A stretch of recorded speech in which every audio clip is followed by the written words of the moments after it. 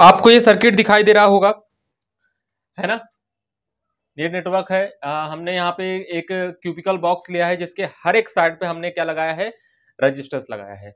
सारे रेजिस्टेंस की वैल्यू कितनी दे रखी है आपको, स्मॉल आर दे रखी है। तो क्वेश्चन आपसे पूछ रहा है what is the equivalent resistance across A and B.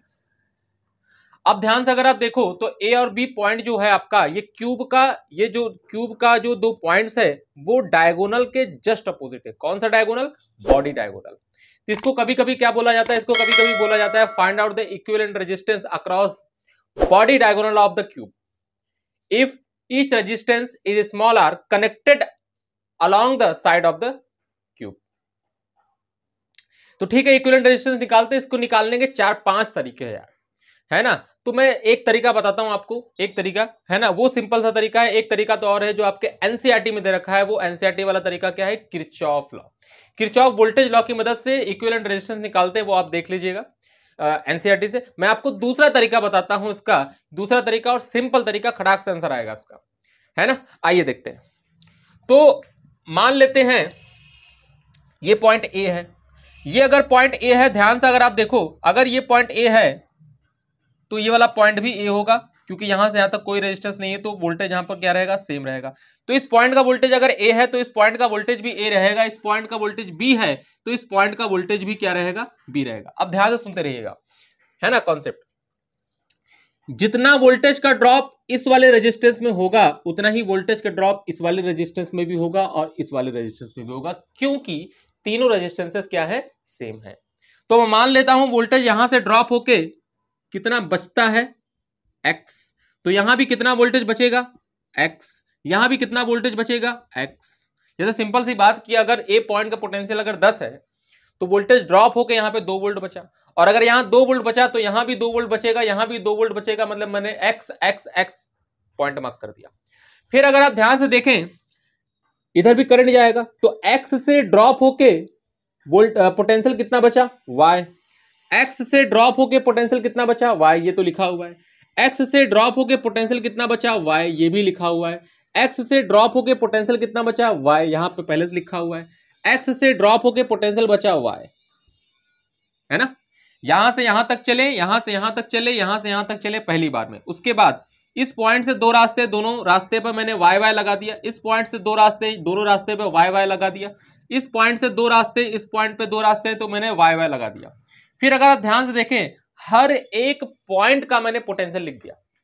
क्या लिखा मैंने, हर एक पॉइंट का पोटेंशियल मैंने लिख दिया। ठीक है, इक्विवेलेंट रेजिस्टेंस आपको ए और बी के अक्रॉस निकालना है, और अगर ए और बी के अक्रॉस इक्विवेलेंट रेजिस्टेंस निकालना है तो ए को किनारे बनाओ और बी को किनारे बनाओ। जो पॉइंट बचा हुआ है उसको बीच में बनाओ। एक्स और वाई को किधर बनाओ, एक्स को मैंने इधर बना दिया और वाई को मैंने इधर बना दिया। ठीक है भाई। फिर उसके बाद जो जो रेजिस्टेंसेस है सबको मार्क करके सॉल्व कर दो, आंसर आ गया। ध्यान से अगर आप देखें, ध्यान से अगर आप देखें तो ए और एक्स के बीच में एक रेजिस्टेंस, एक रेजिस्टेंस, एक रेजिस्टेंस, मतलब कुल मिला के 3 रेजिस्टेंसेस हुए हैं। 3 रेजिस्टेंसेस हुए तो एक रेजिस्टेंस तो मैंने यहां पे कनेक्ट कर दिया, दूसरा रेजिस्टेंस मैंने यहां पे कनेक्ट कर दिया, तीसरा रेजिस्टेंस मैंने यहां पे कनेक्ट कर दिया। मतलब मैं सर्किट को सिंप्लीफाई कर रहा हूं, ध्यान दीजिएगा। फिर उसके बाद बी और वाई के बीच में ये और ये 3 रेजिस्टेंस, तो ये लगा हुआ है। एक रेजिस्टेंस यहां पे कनेक्ट कर दिया, एक रेजिस्टेंस यहां पे कनेक्ट कर दिया, और एक रेजिस्टेंस मैंने यहां पे कनेक्ट कर दिया। बचे कितने रेजिस्टेंसेस, 6। क्यों, क्योंकि 6 रेजिस्टेंस तो मैंने यहां पे यूज कर लिया, तो 6 रेजिस्टेंस बचे, और 6 रेजिस्टेंस यही है, X Y X Y X Y X Y X Y X Y. कितना मार्क लगा है, 1 2 3, 1 2 3, 6 रेजिस्टेंस। क्योंकि साइड तो हमारा 12 होता है, 12 रेजिस्टेंस में से मैंने 6 रेजिस्टेंस किनारे किनारे यूज कर लिया, 6 रेजिस्टेंस बचा, 6 रेजिस्टेंस बीच में यूज होगा। 6 रेजिस्टेंस बीच में यूज होगा, वो भी सारे किस में है, पैरेलल में है। तो ध्यान दो, पैरेलल में है तो कैसे बनाऊं, ये रेजिस्टेंस हो गया, ये रेजिस्टेंस हो गया, ये रेजिस्टेंस हो गया, ये रेजिस्टेंस हो गया, ये रेजिस्टेंस हो गया, ये रेजिस्टेंस हो गया। आपको दिख गया होगा 12 के 12 रेजिस्टेंस यूज हो गया है, और आपको इसमें साफ साफ दिख रहा होगा कि रेजिस्टेंसेस कैसे कैसे लगे हैं, पैरेलल में है कि सीरीज में है। तो ये क्या है, ये सारे पैरेलल में है। कितना हो गया, r/3, और ये सारे पैरेलल में कितना हो गया r/6, और आगे वाले भी r/3, ये भी r/3, तो ये r/3 हो गया, ये r/6 हो गया, और ये r/3 हो गया। तो इक्विवेलेंट रेजिस्टेंस कितना हो जाएगा ए और बी के अक्रॉस, ए और बी के अक्रॉस अगर इक्विवेलेंट रेजिस्टेंस निकालने की आप कोशिश करें तो R equivalent across A and B is equal to कितना हो जाएगा r/3 plus r/6 plus r/3, and this is equal to कितना 6 एलसीएम ले लीजिए, तो 6 एलसीएम ले लेंगे तो यहाँ पे आ जाएगा 2r, यहाँ पे आ जाएगा r, और यहाँ पे आ जाएगा 2r, and this is equal to 5r/6 is the answer. 5r/6 is the answer.